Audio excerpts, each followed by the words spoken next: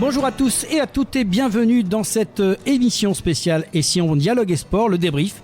L'émission spéciale du forum Dialogue Sport où l'on prend le temps de revenir sur les grands temps forts de la journée. On va parler d'un sujet passionnant et plus que jamais d'actualité, les métiers du sport, une filière en pleine expansion, portée par le dynamisme et les grands événements sportifs, mais aussi par une véritable professionnalisation du secteur. Pour en discuter, j'ai le plaisir d'accueillir Émilie, qui est en même temps directrice générale du Cross Occitanie, mais qui est là à un autre niveau. Effectivement, bonjour. Je suis là aujourd'hui au titre du Cosmos puisque j'ai la chance d'être correspondante territoriale et administratrice du Cosmos. Alors, je vais t'arrêter tout de suite. Le Cosmos, ça se passe dans le ciel. C'est quoi le Cosmos ? Alors, le Cosmos, c'est la première représentation des employeurs du sport, tout secteur confondu, qui a été créé en 97. Voilà, c'était pour nos éditeurs, parce que tout le monde n'est pas forcément dans ces métiers. Et les abréviations, on est très fort en France. Merci de l'explication, Émilie. Tu viens de participer à la table ronde sur les métiers du sport, une filière en plein essor. Pourquoi parle-t-on aujourd'hui d'une véritable boom du secteur sportif ? Qu'est-ce qui explique cet engouement autour des métiers liés au sport, qu'ils soient techniques, éducatifs ou encore liés à la gestion et à la communication, Amélie ? Mais alors aujourd'hui, je pense qu'on vit une vraie transformation du secteur sportif et du paysage sportif. Le sport n'est plus seulement un loisir, mais c'est une véritable sphère économique. On a vraiment aujourd'hui un secteur économique et social à part entière et pour plusieurs raisons. Et ça s'explique aussi à travers des chiffres qui sont parlants. Les structures employeuses ont doublé en 10 ans. Aujourd'hui, on a environ 35 000 structures employeuses en France dans le secteur du sport et on compte plus de 196 000 salariés. Là encore, on note une augmentation de 7% des effectifs par an dans le secteur. Une petite question piège. Est-ce que ça nuit ou pas au bénévolat finalement ? Est-ce que c'est un bien ? Est-ce que c'est pas un bien ? Petite question qu'on se pose. On a eu juste avant une discussion sur le bénévolat. J'ai envie d'interroger la professionnelle là-dessus. Alors c'est pas un piège, au contraire. Aujourd'hui, la richesse du mouvement sportif, c'est le binôme élu-salarié. Le salarié travaille avec le bénévole. Sans bénévole, pas d'association. Mais sans salarié, le développement des associations serait beaucoup plus lent et plus compliqué. Donc nous, on aime bien au niveau du mouvement sportif et du Cosmos parler d'une vraie complémentarité et d'un binôme entre les élus et les salariés. D'autant que si on recule, on réfléchit un petit peu, c'est devenu plus technique, tu l'as dit tout à l'heure. Ça veut dire que nos bénévoles qui ont plein de bonne volonté, il y a aussi peut-être à un moment donné un niveau qui leur manque peut-être pour atteindre un certain niveau qu'on leur demande d'un point de vue sécurité et qu'effectivement cette filière sportive professionnelle peut leur apporter. Aujourd'hui, on peut parler d'un partage de la gouvernance dans l'association. Le bénévole qui va avoir effectivement cette responsabilité historique et puis le salarié à qui on va demander d'accompagner le développement. Et ce boom, il est aussi lié à plusieurs facteurs. D'abord, on a eu quand même pas mal de politiques publiques en faveur de l'emploi dans le secteur du sport depuis plusieurs années, en faveur aussi du sport pour tous et comment on accompagne ce sport amateur et ce mouvement sportif. On a aussi l'effet des grands événements sportifs et Paris 2024 notamment, avec une dynamique d'emploi qui avait rarement été connue en France, avec aussi l'émergence de nouveaux métiers.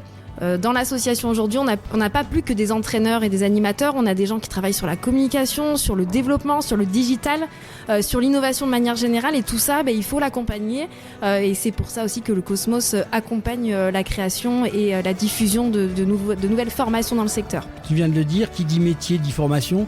On entend souvent parler de BPJEPS, de DEJEPS, et j'en passe, c'est des meilleurs. Et il y a aussi les cursus universitaires en STAPS. Comment se structurent aujourd'hui les parcours pour travailler dans le sport et comment adapter cette demande croissante de professionnalisation ? Moi, je me souviens que pour les métiers du sport, quand on voulait faire du sport, il n'y avait qu'une carrière, c'était prof de gym. Donc depuis, il s'est passé des choses et voilà, c'est ça la vraie question. Un jeune aujourd'hui qui se dit « je ne sais pas quoi faire, mais j'aime le sport », comment tu lui répondrais ? Qu'est-ce que tu lui dirais ? D'abord que la formation est au cœur de la professionnalisation. Ça, c'est vraiment l'enjeu actuel du secteur. Plusieurs filières qui sont complémentaires. Effectivement, tous les diplômes jeunesse et sport et les diplômes d'État, notamment pour encadrer, avec une qualification réglementaire. La filière universitaire, avec les STAPS notamment. Et puis, on a aussi des nouveaux diplômes, et ce sont des diplômes qui sont un petit peu plus récents, qui sont portés par la branche du sport, dont le Cosmos fait partie. Cette branche, elle est gérée par les partenaires sociaux et l'idée, c'est vraiment d'apporter des contenus qui répondent aux besoins actuels du secteur. Alors le Cosmos, lui, il intervient combien ? Quel est un peu plus concrètement son action par rapport à ça ? Le Cosmos, il a trois grands axes. Il conseille les employeurs en matière de ressources humaines et de droit social. Il met en place aussi des formations pour accompagner ses différents adhérents.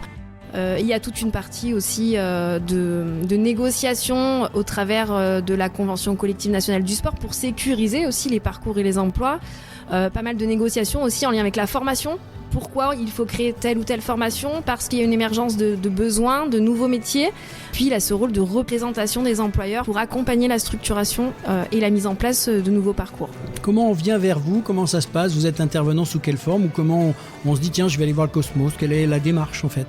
Le Cosmos a des adhérents, donc on a aujourd'hui 12 000 structures adhérentes issues du secteur associatif, du secteur du sport professionnel et des loisirs marchands.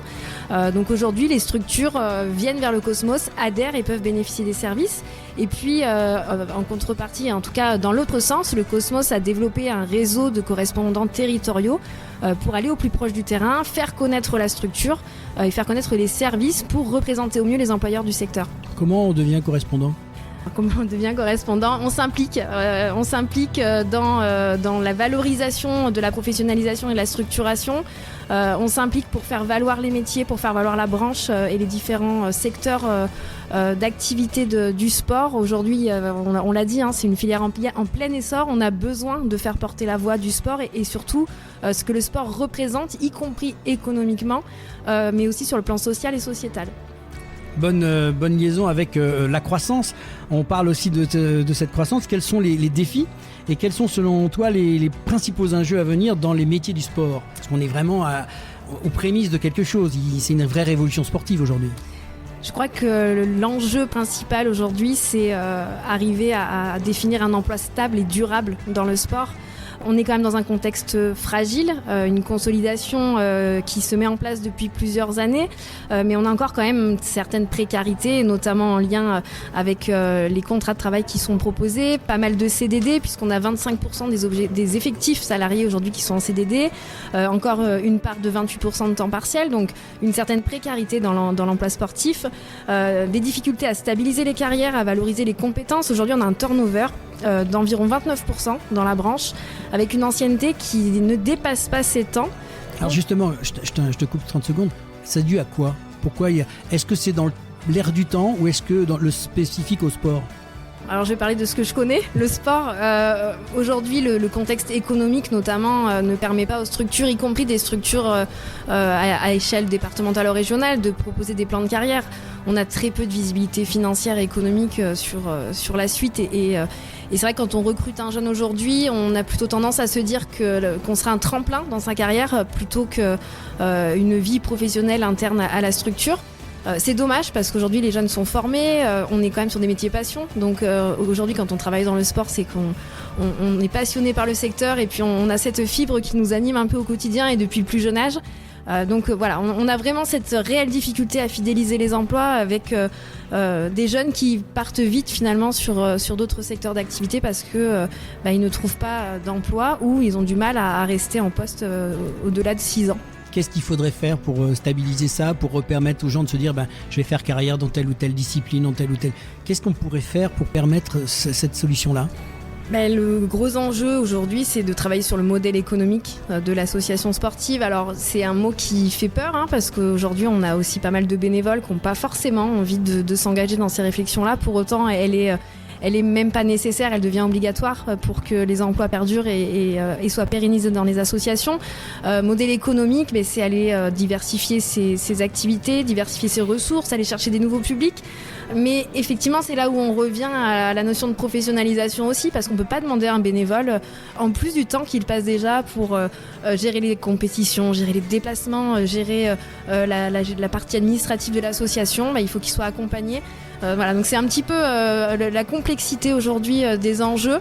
pour autant, on sera obligé de passer par cette notion de modèle économique et de revoir un petit peu la structuration et d'accompagner la mutation du secteur associatif. Merci beaucoup Émilie Lepron, donc directrice générale du CROSS Occitanie. C'est aussi, j'imagine, un boulot à part entière et en même temps membre du Cosmos. On a été très content de te recevoir. Merci pour ce débrief passionnant et inspirant. On retient que le sport, c'est pas seulement un terrain d'expression pour les athlètes, mais aussi un véritable vivier d'emploi et de compétences et d'innovation. On assiste probablement à une révolution. Merci pour ce regard concret sur les enjeux et les opportunités qu'offre cette filière. Merci en tout cas à vous d'avoir suivi Et si on dialoguait sport, le débrief, une émission spéciale proposée en partenariat avec le forum Dialogue Sport. Retrouvez sur Et si on parlait de sport sur nos réseaux sociaux et plateformes de podcast habituels. À très vite pour un nouveau débrief. Merci Émilie. Merci à vous.